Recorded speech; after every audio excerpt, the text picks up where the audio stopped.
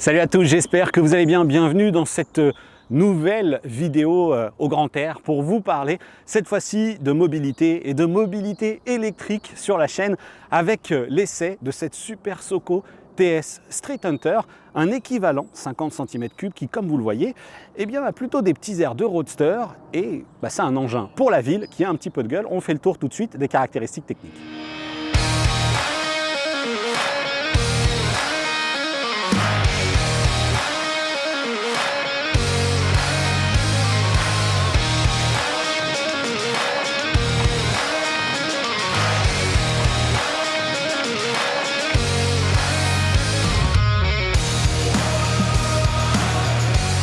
Côté caractéristiques techniques, je vous l'ai dit, c'est un équivalent 50 cm3 avec un moteur intégré dans la roue arrière. Moteur Bosch brushless, 2500 watts en puissance nominale, 3300 en crête. Il est relié évidemment à un pack de batterie qui est intégré ici comme si on avait un réservoir d'essence. Et dans la configuration que j'ai moi actuellement à l'essai, Green Rider, que je remercie d'ailleurs puisque c'est eux qui m'ont prêté cette TS Street Hunter pour l'essai, j'ai deux batteries. Je reviendrai un petit peu plus tard sur les prix. Vous allez voir que c'est pas donné de passer de une à deux batteries.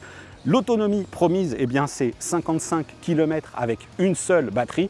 Il y a des éléments de sécurité qui sont extrêmement importants. D'abord, la fourche, ici une bonne fourche bien dimensionnée. Côté freinage, on retrouve un étrier 2 pistons à l'avant sur un disque de 240 mm et un seul piston à l'arrière sur un disque de 180 mm. Je vous livrerai au moment de l'essai routier mes impressions sur l'efficacité de ce dispositif. Alors je vous ajoute en synthé juste en dessous les dimensions précises de cette TS Street Hunter, mais regardez, ce que je peux vous dire, c'est qu'on a au niveau de cette hauteur de selle 92,7 cm et vous le voyez, moi je mesure 1,75 m, ce qui me permet tout simplement d'avoir les pieds bien posés au sol, synonyme pour ces jeunes adultes ou même ces ados là encore qui craqueraient pour ce modèle, que ça sera quand même très très confortable. J'ai pas l'impression d'être non plus trop ratatiné, je ne suis pas non plus trop sur les poignets et puis une fois que j'ai posé les pieds sur les cale-pieds, j'ai encore une fois cette impression de conduire un roadster avec une partie équivalente au réservoir bien creusé, ce qui aide en plus là aussi dans le confort de maniabilité. Avant de vous parler de ce gros point fort qui consiste donc en ces batteries amovibles, je vais vous parler très rapidement de cette clé. C'est une clé main libre qui permet de verrouiller la moto, la déverrouiller ou bien de la mettre tout simplement en route. Sachez quand même que j'ai pu remarquer pendant les tests que j'ai eu des coupures, c'est-à-dire que les boutons sont très affleurants ici sur le boîtier et donc alors que j'étais arrêté à un feu tricolore, feu rouge en l'occurrence, j'avais dans la poche et le bouton off a été actionné et ça m'a coupé la moto. Donc le temps de retrouver ensuite la clé dans les poches, etc. Il y a forcément quelque chose à faire là-dessus pour Super Soco, c'est assez dommageable. Alors qu'est-ce que ça dit en termes d'image? On est comment là? Ça devient un peu court là, non? Tac, tac. Oh mais qu'est-ce qu'elle me fait?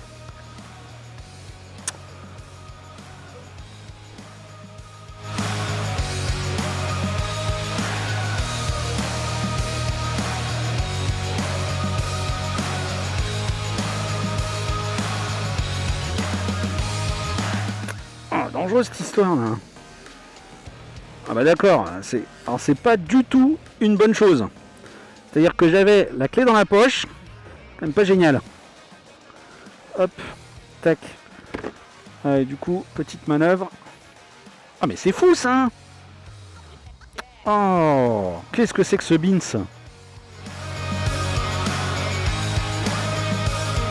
Sérieux quoi.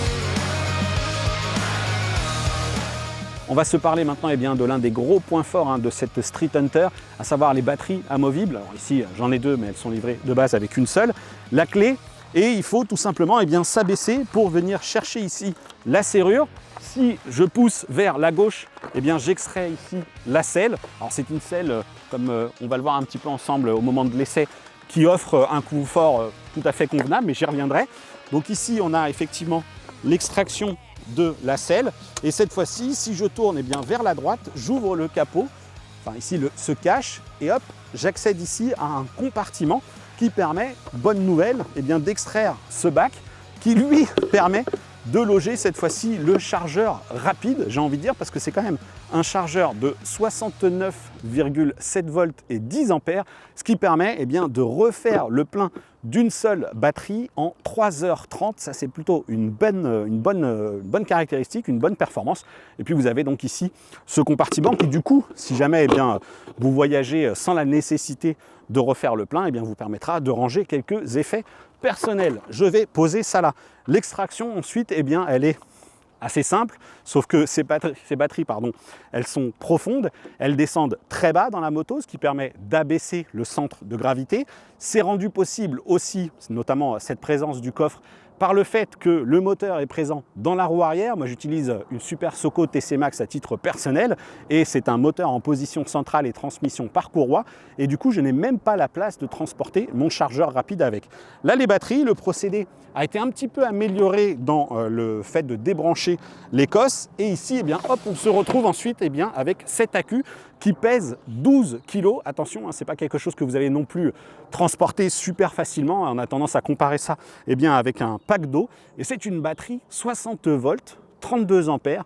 Et donc, vous l'avez, c'est l'équivalent de 1,92 kWh pour une autonomie annoncée pour chacune d'environ 50-55 km.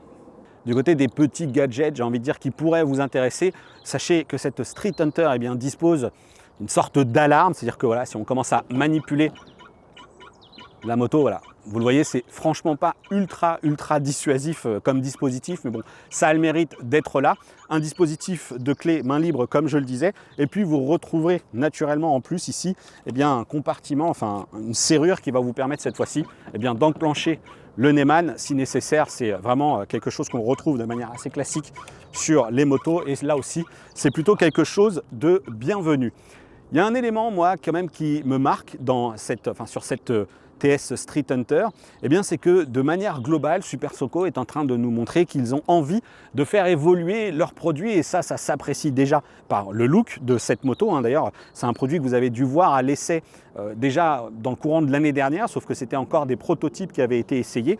Là, dans la version finale, je suis plutôt content de voir que ça a évolué en bien. D'ailleurs, encore une fois, moi je roule en TC Max et on retrouve des choses qui étaient déjà plutôt flatteuses, avec notamment par exemple ici des choses toutes bêtes, mais le bocal de liquide de frein qui est bien conçu, les rétroviseurs qui ont plutôt un joli design, et puis dans l'ensemble des bonnes finitions, des jolis assemblages, c'est plutôt bien fichu. Toujours au titre des petites évolutions qui me plaisent beaucoup chez Super Soco, je parle d'évolution parce qu'encore une fois, sur ma TC Max, c'était un cache en caoutchouc qui protège le connecteur de charge, et là c'est un dispositif à clapet. On risque plus tout simplement soit de déchirer et de perdre cet accessoire en caoutchouc. C'est vraiment beaucoup plus sympa. Bien joué sur ce point de vue-là. Il y a peut-être des choses encore qui sont perfectibles. Il faudra sans doute rajouter ici une protection pour le carter à cet endroit-là, mais ça c'est quelque chose d'assez classique sur la moto pour pas qu'il se raye. Donc vraiment c'est une moto qui est bien fichue, qui a un bon style, intéressant. Le passage aussi à cet écran 100% numérique est là aussi un des éléments relativement flatteur. En même temps, on est sur un produit, maintenant je vais pouvoir vous l'annoncer, qui est proposé à partir de 3 790 € avec une seule batterie, et il faudra compter près de 1 600 € de plus pour la batterie supplémentaire et doubler tout simplement l'autonomie. Là, ça fait quand même sérieusement grimper la facture. On est sur des tarifs évidemment hors bonus, donc ça sera à vous de faire vos petits calculs. Et maintenant, je propose tout simplement qu'on prenne la route pour faire le débrief sur le comportement routier de ce 50 cm3.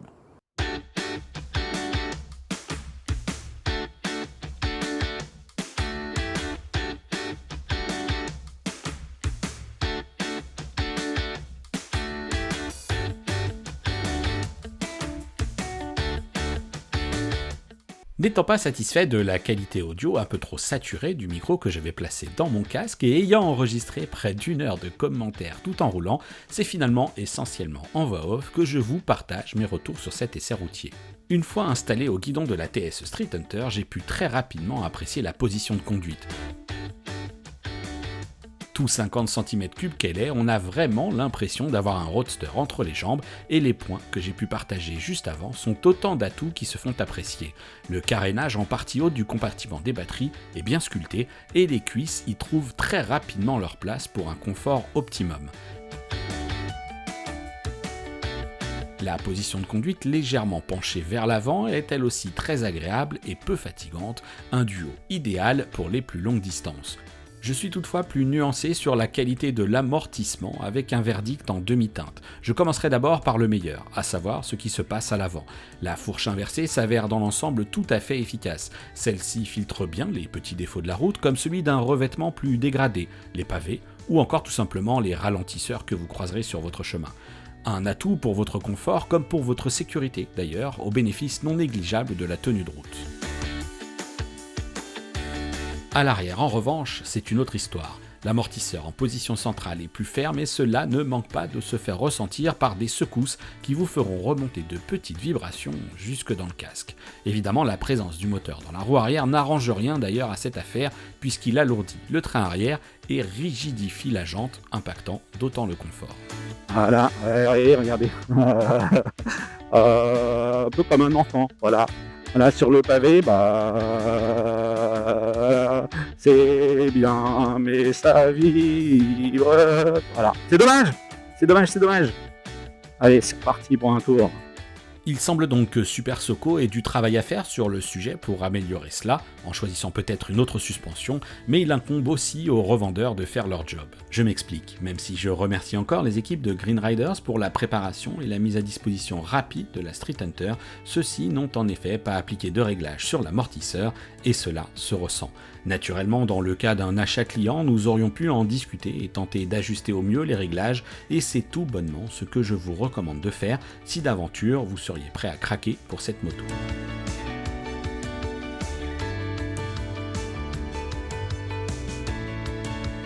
J'ajouterai aussi qu'il ne faut pas oublier un autre point déjà mentionné lors de la présentation, à savoir que Super Soco a bien dimensionné la selle afin de compenser cela notamment et assurer donc un confort acceptable, voire même tout à fait convenable pour un équivalent 50 cm3. Car oui, il ne faudrait pas oublier que même si cette TS Street Hunter a un look de petit roadster, elle reste une petite moto électrique aux prétentions bien modestes, ce qui m'emmène alors aux performances du moteur, enfin si je puis dire. Non contente d'être bridée par sa vitesse de pointe, la Street Hunter pâtit en quelque sorte de ce que j'appellerais l'ADN Super Soco. Possédant moi-même une Super Soco TC Max, un équivalent 125 cm3, je retrouve au guidon de la Hunter ces mêmes accélérations que je qualifierais de plutôt molles. Certes, l'accélération est plutôt régulière et il ne faut pas oublier que l'engin doit en plus assumer ici le poids du pilote, 85 kg, mais j'ai testé plus vif à l'accélération. Dès lors, mes tests ont principalement été menés en mode 3, l'équivalent du mode sport, pour disposer de toutes les ressources pour rendre non seulement les balades plus agréables, mais aussi être en mesure de m'extraire de situations potentiellement inconfortables. Allez, zone à 30, je bascule en mode 1. Oh, qu'est-ce que c'est mou. Oh là, voilà, 24, 25, 26, voilà, 25, 26. Voilà. Bon, la vitesse 1. Hein. On est bridé à 25, 26 km/h avec... un dynamisme digne, je sais pas, presque d'une trottinette électrique en fait. Ouais, là c'est vraiment pour pas se faire peur. Voilà, ou peut-être quand on sera en mode à LED, bientôt plus de batterie. Voilà, 2 c'est mieux. Voilà, 2 c'est mieux. Et je pense qu'on va plafonner à 35 cette fois. Vitesse 2, on plafonne à 35 km/h. C'est le deuxième palier. Donc c'est assez intéressant de voir effectivement que sur les motos, il y a cette logique de puissance qui fait que vous êtes bridé sur la puissance d'accélération et sur la vitesse maximale. Voilà. Et si ces accélérations portent à rire en mode 1, jugez également le manque de peps de l'engin lorsqu'il est question de grimper une côte, cette fois-ci en mode 3. Ah, ça va être défi intéressant. Ici, ça monte vraiment beaucoup, je peux vous le dire. Voilà, et allez, c'est parti. Bon, poignée dans le coin. Et voilà. Et là que forcément, même la puissance en crête, 19, 20, 19, 20, et voilà. Ah bah oui, là, on n'atteint pas le 45, là. Hein. Ici, c'est trop compliqué. Et allez, on va la solliciter encore un petit peu. Hop. Voilà. Bon. C'est parti des limites techniques de cette plateforme. Forcément, sur le plat, ça repart tout de suite un peu mieux. Là aussi, je pense que Super Soco a du travail à faire dans l'optimisation de la gestion électronique afin de mieux tirer parti de la puissance du moteur. Je rappelle que le constructeur annonce une puissance nominale de 2500 watts et 3300 en crête, mais attention, dans les faits la puissance est plutôt ici de 2000 watts et je vous prépare une vidéo pour expliquer pourquoi il est important de vous méfier des données communiquées par les fabricants de motos et scooters électriques, mais avant cela, une petite enquête s'impose. Cela mis à part, l'expérience au guidon est un régal. La TS Street Hunter est agile, avec un bon rayon de braquage, un centre de gravité assez bas, amusante et finalement rassurante. Le freinage qui semble spongieux sous les doigts s'avère finalement assez agréable au quotidien. Il est très progressif et peut se montrer mordant lorsque c'est nécessaire. À de multiples occasions, je n'ai pas hésité à tester le système de freinage couplé, aussi appelé CBS, qui se charge de répartir la puissance de freinage entre l'avant et l'arrière. Attention, il ne s'agit absolument pas d'un ABS, mais ce système de répartition limite les risques de blocage dangereux. Test à l'appui, il s'est avéré efficace, en tout cas par temps sec. Attention, je tiens à vous rappeler tout de même que les pneumatiques montés ici sont de manufacture Cordial. Oui, c'est la marque, et il convient donc de leur accorder une confiance somme toute modérée, surtout sur les premières centaines de kilomètres. J'ajouterai aussi que si pour certains, comme moi d'ailleurs, les leviers de frein semblent manquer de consistance, cela pourrait en revanche s'avérer être un atout pour une clientèle plus jeune, pouvant circuler au guidon de cette moto avec l'assurance d'avoir assez de poigne pour presser les freins. Le compteur numérique se fait lui aussi apprécier de jour comme de nuit avec une excellente lisibilité, mais attention, une petite astuce toutefois, il faut savoir qu'une gymnastique s'impose pour changer les modes d'affichage. En effet, pour basculer de l'affichage de l'autonomie restante dans les batteries au kilomètre parcouru, il faut passer par une drôle de procédure qui consiste à faire 3 appels de phare, puis sélectionner l'information en les faisant défiler avec ce même bouton et patienter afin que celle-ci soit validée. Je regrette donc 2 choses. D'abord que Super Soco n'ait pas indiqué cette procédure dans la notice d'utilisation, en tout cas je n'ai pas trouvé, mais aussi que le constructeur n'ait pas prévu un bouton physique sous le compteur pour changer directement l'affichage, qui par ailleurs peut renseigner le nombre de tours par minute du moteur.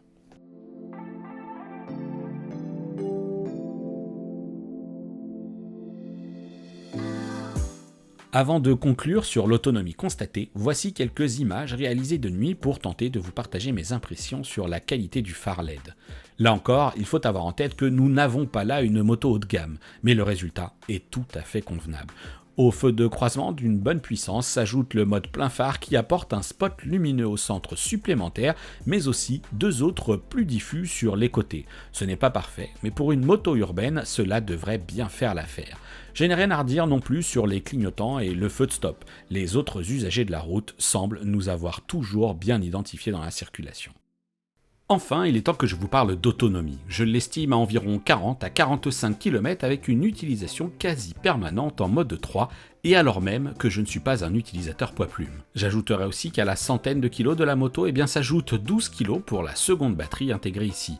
D'ailleurs, avec ces 2 batteries à pleine charge, l'autonomie annoncée par l'électronique était de plus de 100 km en mode 3, mais aussi de près de 160 km en mode 2 et 200 km en mode 1, avec quelques pourcents de moins sur la jauge de la batterie principale. Pas si mal. D'autant que, je le rappelle, grâce à son chargeur rapide, il faut moins de 4 heures pour refaire le plein d'une batterie. À titre de comparaison, certes un peu tiré par les cheveux, il faut parfois 6 à 8 heures pour refaire le plein d'une trottinette électrique, offrant à peine 30 km d'autonomie. Mon principal regret reste que Super Soco n'a toujours pas trouvé le moyen de nous sécuriser le chargeur lorsqu'on décidera de refaire le plein sur une borne publique par exemple. Le bloc transformateur peut tout à fait être décroché de son câble électrique, mais aussi de la moto, et il est donc sujet au vol. D'expérience, je peux vous dire que c'est vraiment dommage et qu'il s'agit là d'un point critique à résoudre. Je ne compte plus les recharges passées à patienter à proximité de ma moto, et comme je suis de nature exigeante, pourquoi ne pas rendre l'ensemble résistant à la pluie, quitte à prévoir un compartiment et des passages de câbles adaptés directement dans la structure de la moto. Pour conclure, je dirais que sur la présentation comme sur la route, Super Soco semble bien décidé à faire monter la qualité de ses produits. Qualité de fabrication, qualité du design, qualité de conception et qualité routière également. À certains égards, cette Street Hunter fait mieux que ma TC Max, de la hauteur de selle plus importante au phare avant plus efficace, en passant par le compteur numérique plus complet, sans oublier la présence en série de feux de détresse qui peuvent s'avérer précieux dans certaines situations.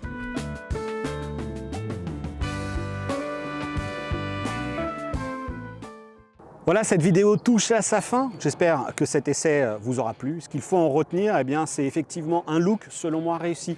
De la progression chez Super Soco, avec tout plein de petits détails qui évoluent. Et franchement, je pense qu'elle a un potentiel de séduction assez intéressant, évident même, j'ai envie de dire, selon mes goûts en tout cas. 3 800 € avec cette version simple batterie. Le coût de la deuxième batterie est quand même considérable, mais c'est à vous de faire tout simplement un calcul d'amortissement pour prolonger cette autonomie désormais que j'estime à environ 40-45 km avec un gabarit comme le mien et je ne vous le cache pas, quasiment toujours à fond, plutôt en mode 3, vous aurez un peu plus. Eh bien, si vous êtes en mode 1 et 2, ça paraît évident, mais avec des performances dégradées. Là aussi, pourquoi pas utiliser le mode 2 dans Paris, où là où beaucoup de rues sont désormais limitées à 30 km/h et profiter d'un gabarit sympa, je l'ai dit, d'un look sympa et d'éléments de sécurité, les freins à disque, la fourche également qui est intéressante. Donc une belle moto, voilà. Plutôt convaincu par cette TS Street Hunter et vous verrez que je vous reparlerai très bientôt sur la chaîne d'un autre produit Super Soco puisque je vais désormais aller ramener cette moto chez Green Riders que je remercie encore et je vais tout simplement en profiter pour prendre un deuxième modèle. Cette fois-ci, on se parlera de scooter équivalent 125 cm3. Voilà, encore une fois, j'espère que cette vidéo vous aura plu. Si c'est le cas, n'hésitez pas. Vous savez quoi faire, c'est en dessous que ça se passe. Le petit pouce qui motive et qui surtout fait aussi du bien à l'algorithme. Les réseaux sociaux que vous voyez s'afficher à côté de moi pour échanger. Et n'oubliez pas également, nous avons ce groupe de discussion Discord et le lien est lui aussi dans la description. Réagissez dans les commentaires, ça vous a plu, ça vous a pas plu. Bref, on échange. Je vous dis à bientôt pour une prochaine vidéo. D'ici là, portez-vous bien. Ciao!